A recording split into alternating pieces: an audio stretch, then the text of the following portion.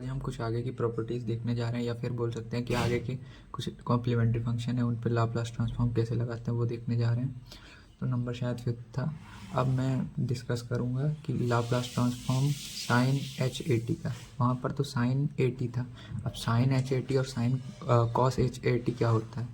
Sign h a t cos h a t इनको बोलते हैं, जहाँ पर एच आ जाए उनको बोलते हैं हाइपरबोलिक फंक्शन। Hyperbolic function. अब इनका फॉर्मूला सिंपल होता है, जैसे कि साइन ए टी होता तो उसमें a upon s square plus a square होता, बट यहाँ पर साइन एच ए टी में a square upon s square minus a square है। बस वहाँ पर प्लस था, यहाँ पर माइनस हो गया। ध्यान ये रखना है कि एस स्क्वायर पॉजिटिव है और ए स्क्वायर नेगेटिव है। और यहीं पर cos h a t, cos h a t के केस में क्या होगा कि s upon s square minus a square हो जाएगा। तो यहाँ पर ध्यान देने वाली बात यह है कि यहाँ पर बस डिनोमिनेटर में साइन चेंज हो रहा है, बाकी जो है वो फॉर्मूला कुछ उसी प्रकार है जैसा साइन ए टी और कॉस ए टी का था। यहाँ पर साइन एच ए टी और कॉस एच ए टी है हाइपरबोलिक फंक्शन, इससे ज़्यादा जानने की ज़रूरत नहीं है। अब इसके बाद एक क्वेश्चन करके देखते हैं कि अगर हमें लाप्लास ट्रांसफॉर्म निकालना है टी स्क्वायर प्लस 1 का होल स्क्वायर का, तो इसे कैसे सॉल्व करेंगे। तो इसको सॉल्व करने के लिए सबसे पहले हमें क्या करना है कि सबसे पहले तो यहाँ जो अंदर ब्रैकेट इसे खोल लेते हैं, लाप्लास ट्रांसफॉर्म।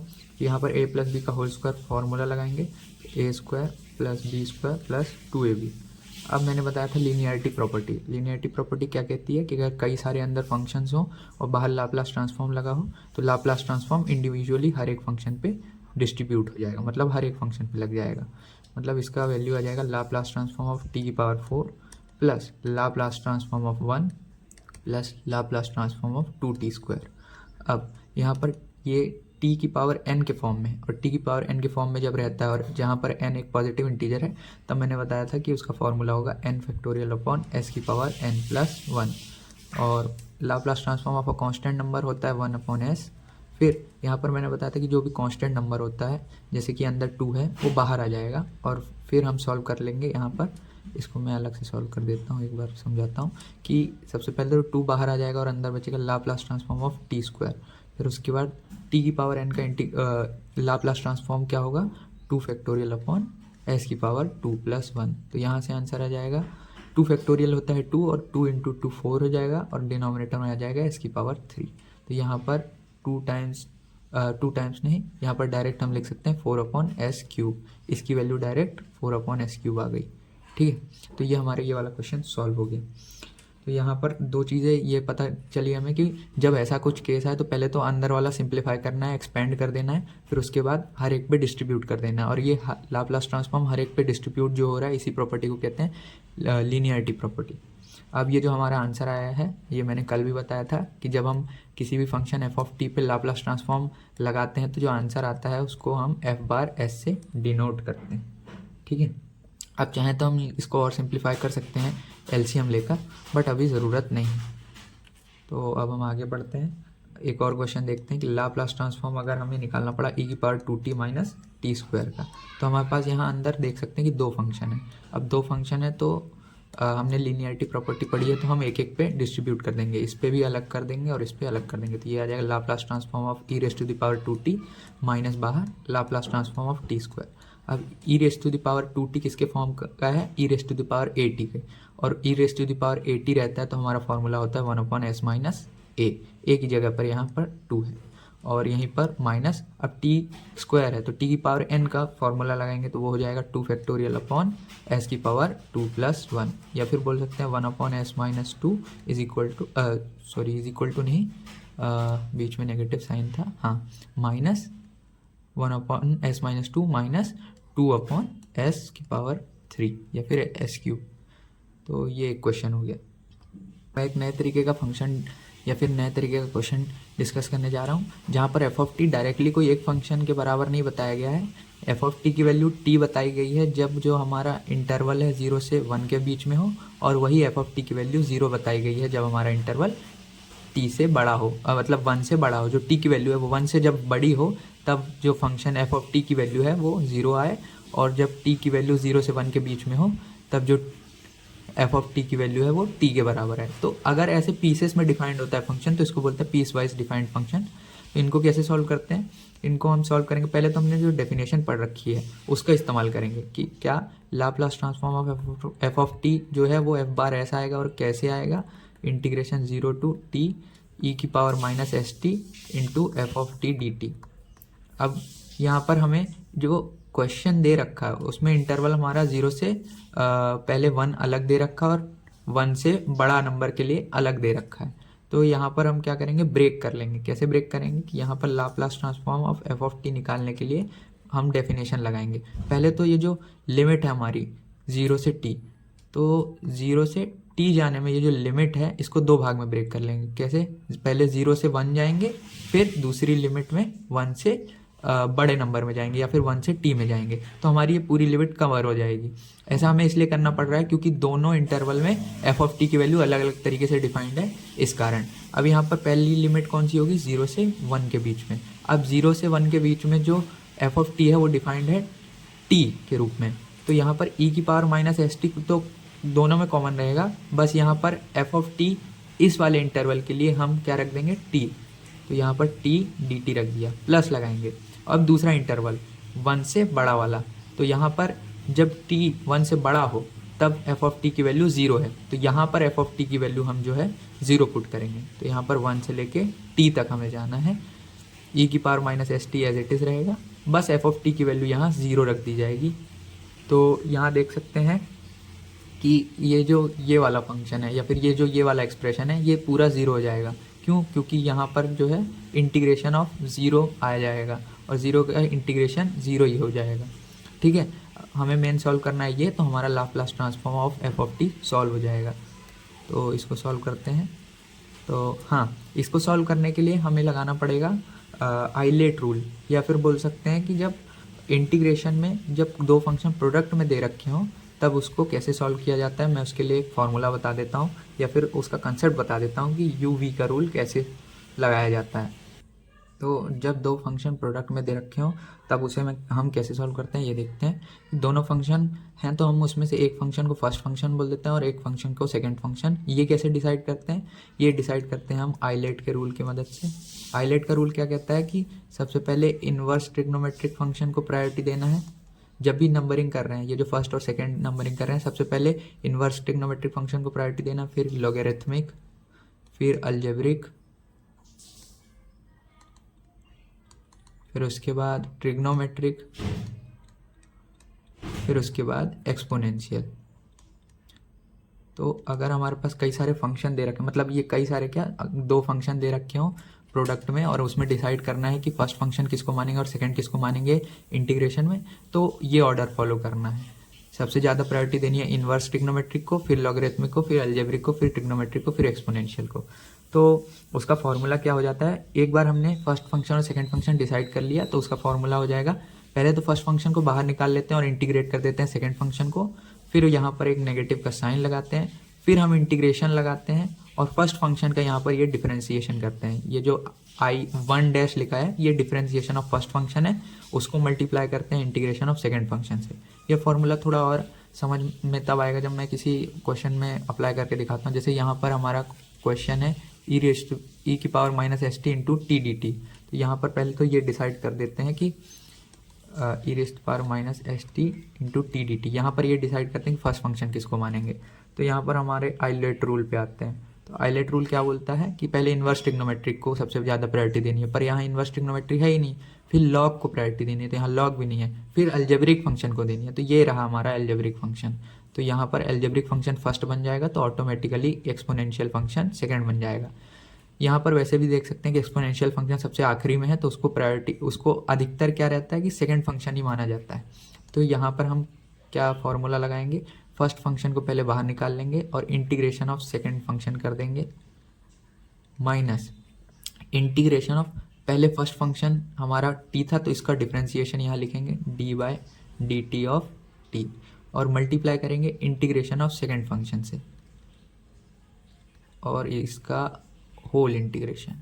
ठीक है, तो t तो एज इट इज़, ई की पावर माइनस एस टी का इंटीग्रेशन होगा ई की power minus s t upon minus S, क्योंकि टी का जो कोफिशिएंट है वो डिवाइड में आ जाता है जब इंटीग्रेशन करते हैं। और यहाँ पर टी का डिफ्रेंसिएशन जो ये वाला पार्ट है, इसका टी का डिफ्रेंसिएशन करेंगे तो 1 ही आएगा, तो 1 को लिखने की ज़रूरत नहीं है। और यहाँ पर ये जो ई की पावर माइनस एस टी का इंटीग्रेशन है वो हमने अभी अभी यहाँ पर किया, तो उसका आंसर आया ई की power minus s t upon minus s. तो यहाँ पर हम अंदर लिख देंगे 1 टाइम्स ई की power minus s t upon minus s. और 1 किसके लिए है, ये डिफ्रेंसिएशन के लिए है टी के, और यहाँ पर डी टी अभी भी लगा हुआ है। अब यहाँ पर टी के रिस्पेक्ट में जब इंटीग्रेशन हो रहा है तो जो एस है वो उसके लिए कांस्टेंट के रूप में ट्रीट किया जाएगा।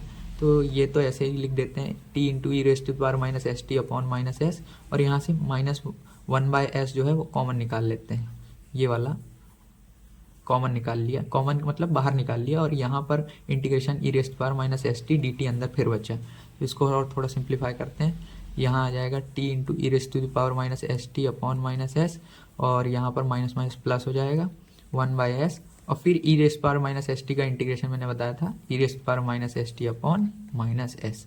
तो एट दी एंड हमारे पास क्या आएगा, t into e raise to the power minus s t upon minus s times नहीं, यहाँ पर एडिशन का सिंबल है, plus e raise to the power minus s t upon minus s square. तो ये हमारा फाइनल आंसर आ जाएगा, और फिर हम इसमें लिमिट रख देंगे 0 से 1 वाली।